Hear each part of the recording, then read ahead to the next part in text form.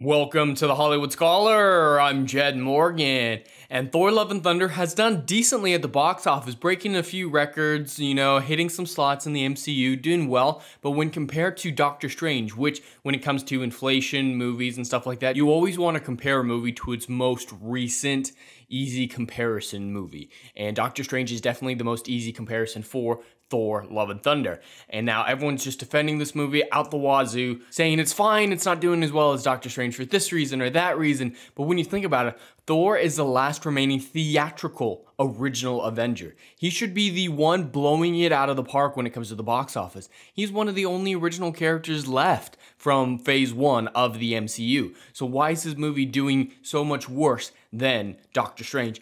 Though 300 million worldwide opening weekend isn't bad. No, that's actually really, really good. But the problem is it's got such a high budget, it's got to hit a really high mark to break even, and it's not as good as its easy comparison in Doctor Strange. So what's going on there? So according to IndieWire, Thor: Love and Thunder strikes lightning at the box office, but will it hold? I personally don't believe it is.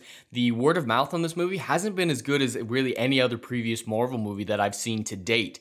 And even Doctor Strange didn't really have a good word of mouth, and its drop off was rather impressive. And I think this word of mouth is far worse than Doctor Strange's, so I'm expecting around a 70% drop for week 2. And then if you kind of get that out to its logical conclusion, it's not going to make 900 million like Doctor Strange did because it's already so much lower. And this movie was more expensive than Doctor Strange. The reported budget is $250 million, so it roughly needs to make between 5, 6, maybe $650 million, depending on how much the marketing was, and there was quite a bit of marketing for this one, so I'd say 600 is a fair middle ground for this movie. That's a lot of money. That is a lot of money that this movie has to make. It might hit that mark, but I don't see it going much farther than that. But we'll get into the exact numbers in a moment here. But for this weekend at the box office, Thor: Love and Thunder did take the top spot with 144 million domestically this weekend, which isn't bad. It's still decent. It's still good. Not good for the MCU, but good in general. Minions: Rise of Gru still doing really good with 46 million with a total of 210 million domestically. Really happy for that movie doing well. I'm not a big fan of the franchise Despicable Me, Minions, or whatever, but I'm happy it's doing well. Happy for anyone who enjoyed it, just not my cup of tea. Top Gun: Maverick is also still doing pretty well with 15 million in its 7th week of release, getting very close to $600 million domestically. I don't know how much longer this movie is going to be in theaters, but it's still doing really well at the box office and may have a long run left in it, and I'm still very impressed to see how it turns out in the end. Elvis doing fine with 11 million. I don't think it's going to make its money back in the end. Jurassic Park has really fallen off a cliff with only 8 million this weekend, bringing its domestic total to 350 million. That's not as good as it needed to be. It also had quite a high budget, so it's probably broke even, but not nearly as successful as the studio would want it to be. But Thor: Love and Thunder, it made a total of $303 million at the box office this weekend. Now, when it comes to Doctor Strange, it made nearly half of all its total earnings that's first weekend. So if you use that math and apply it to Thor, it may get around that 600 million mark, maybe 650, and break even. But these movies aren't designed to break even. They're made to rake in the money aggressively. And this is well below the predictions for this film. This film was predicted to make up to 175 million and at the lowest 150 million domestically. It only made 144 million domestically, so it's not doing as well as hoped. Still fine, but the distinction that I want to make specifically here is opening weekend Doctor Strange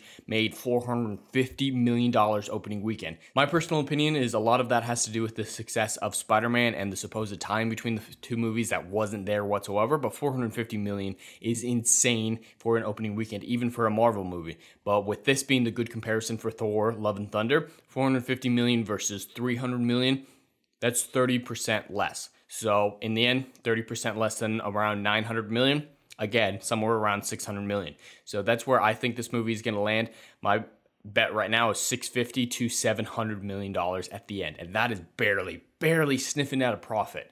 That's not good for this movie. But that is my official prediction at this point, with $650 to $700 million for Thor: Love and Thunder, which is not what this movie needs to do whatsoever. Minions: Rise of Gru, around 400 million total, doing well within its projections, doing fine. Don't really care about this movie, but I'm glad it's hitting this mark, and it was a lot cheaper than Lightyear, so it's probably made its money back by this point.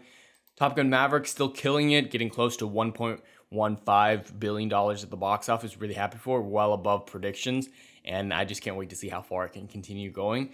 And Lightyear, the crash and burn that was Lightyear is really not doing well because, again, just like those other movies, most movies make about half of their total earnings their opening weekend when it comes to big movies like this, big Disney movies like this. There are some exceptions like Top Gun, which was a surprise to a lot of people how good it was.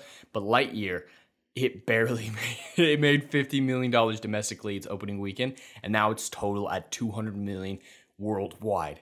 That is not very good whatsoever because the budget of this movie was about $200 million, so it needs to make about $400 to $450 million to break even. It is not getting anywhere close to that. It will lose so much money in the end. I don't know how much longer they're going to keep it in the theater. It's only been out for, 4 weeks now? If it's not getting even close now, it's never going to make it. At most, I see this movie getting 250, maybe 300 if they keep it in there for a long time. Lightyear's dead, and I'm actually okay with that considering the whole drama around it. I personally didn't want to see it because of the lack of Tim Allen, but other people had different reasons. And, it couldn't happen to a better film to crash and burn. But overall, Thor Love and Thunder really underperforming at the box office for what it should, for what it is. And I just barely see it making back any of its money, which is not a good track record with Marvel, where the 5 Disney Marvel movies that have come out in phase 4, barely any of them have even broken even. Doctor Strange is the only one that really made any money worth speaking of. This movie may be another line in the barely breaking even, barely making any sort of profit.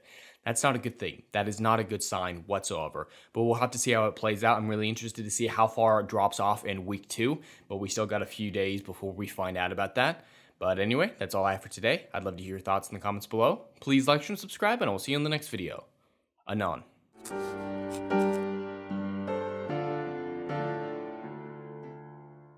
If you like what I do here and want to see good, compelling stories that Hollywood will no longer give you, check out my book series, Odyssey of a Phoenix, a mythological epic about philosophy, morality, and modern-day mental illness issues.